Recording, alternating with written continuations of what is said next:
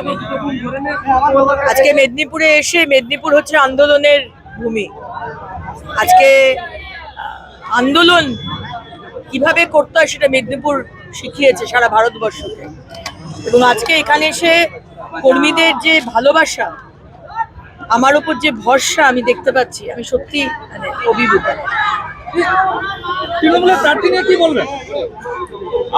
দেখুন, তৃণমূলের প্রার্থী বা সিপিএম এর কে প্রার্থী বা কংগ্রেসের, সেটা নিয়ে আমার কাছে খুব একটা ইম্পর্টেন্ট নয়। কারণ আমাদের লড়াই হচ্ছে নীতি আদর্শের লড়াই, মমতা ব্যানার্জির সাথে, তৃণমূলের সাথে।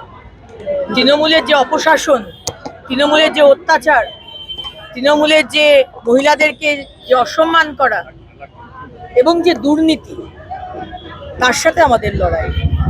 এবং লড়াই যে আমরা যে কথা দিয়েছি ইস বার 400 পার, আমরা যেন সেই কথা রাখতে পারি। আর পশ্চিমবঙ্গে 42-এ 42, মেদিনীপুরও তার মধ্যে পড়ে। 6 মাস আগেও যদি শুরু করেন বা করতেন, তাহলেও মেদিনীপুরের মানুষ সেই নরেন্দ্র মোদীজিকেই ভোট দিতেন। রেজাল্টটা জানা আছে, আপনি কতদিন আগে থেকে প্রচার শুরু করবেন তাতে খুব একটা যায় আসে না। কারণ মেদিনীপুরের মানুষ আর পশ্চিমবঙ্গের মানুষ, তারা বসে আছে কবে 25শে মে আসবে আর তারা গিয়ে ভোট বাক্সে, ইভিএম বাক্সে গিয়ে পদ্ম ফুলে ভোটটা দেবে। তারা বসে আছে, আর কিছু ভাবার জায়গা নেই।